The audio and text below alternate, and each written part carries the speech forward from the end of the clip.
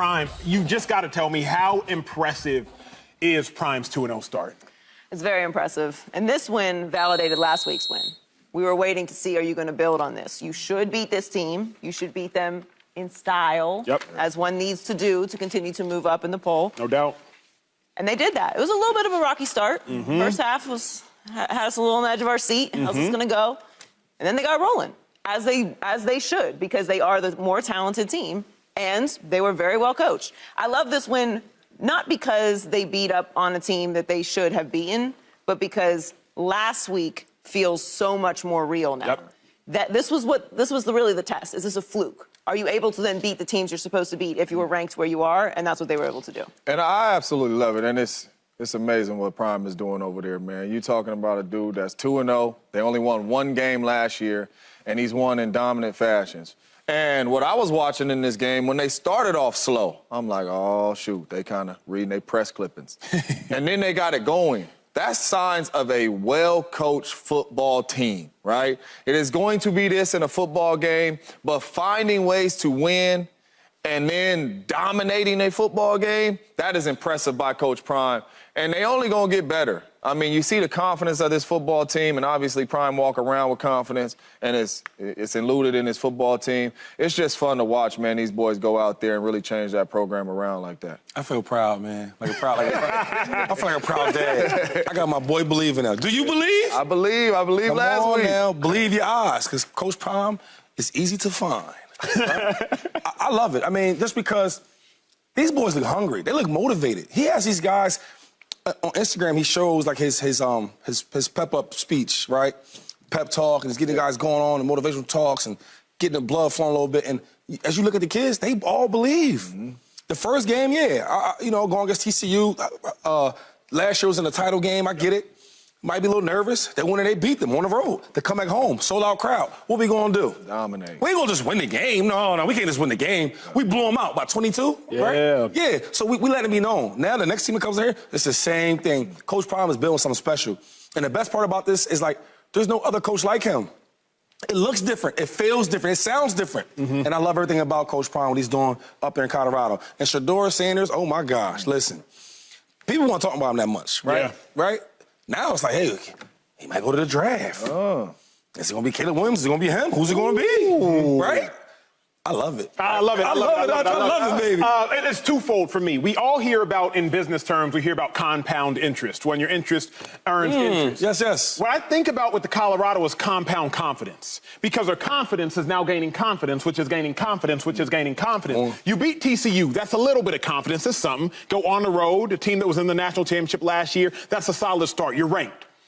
But then you beat Nebraska, a team that also has a first-year head coach who is an incredible college coach. Let's not get it twisted. Matt Rule fixes Temple, leaves Temple, goes to Baylor, fixes Baylor. Matt Rule is an incredible college coach. He is quite literally the ultimate fixer-upper. Then you beat them. And you do it in convincing fashion. See, week one, what Deion Sanders showed me was incredible physical ability. Incredible. I mean, he went out there, 510 passing yards in his first start in Colorado. But week two was more impressive. People might ask themselves how. James Jones got it. He showed that mental fortitude. Because nothing, like Joy said, nothing went right in the first half. Nothing. Nebraska was executing their game plan to a T. Keep it a low-scoring game. We'll break one. We'll have a long drive. We'll take the lead. We'll beat Colorado 10-7. Slow, sluggish, gloomy. That's how Nebraska wants to play. Shador said, hey, I'm just going to stay the course. I'm going to stay the course. I'm going to stay the course. Eventually, they will crack, and that's exactly what happened. And that's impressive, because when you talk about all the pressure that's on Colorado and Coach Prime, right? You just beat TCU. All the eyes is on you, right? I don't know how many celebrities was on the sideline. It looked like the old school USC days when they was rolling, right? I'm going to be there soon. It's a lot of pressure. It don't never get to him. All he does is go out there, oh, it ain't there. I'm going to run it, throw it away. He ain't forcing none. He ain't letting it be too big for him. He's just taking what the defense gives him. And like you said, eventually it's going to be that big play. And it's going to happen. But that's what's impressive, because he didn't force anything in TCU. Come out here with all this pressure. You got to win now. And to come out here and the way he played mentally, that was impressive. Joy, you and I both said a bowl game would be a success. Again, America, if y'all don't know, to make a bowl game, you have to win 6 games. That's all it takes to qualify. I said that before the season started. Yo, Prime, you get to a bowl game? I salute you. But now you're 2-0, and you got Colorado State this week, a game in which they should convincingly win. Should go to 3-0 fairly easily before seeing Oregon. Have your goals changed for Colorado? Not your expectations, but have you increased your goals now that they've increased their performance? There's update. We should update, but no. I mean, I think if they are able to beat a team like Oregon, then we can start getting the tingles. You know? We can start dreaming a little bit bigger. I don't. It's not that I don't think the expectations should be big, or I don't want to get ahead of my skis here with this program, because they look good enough to do that. But why?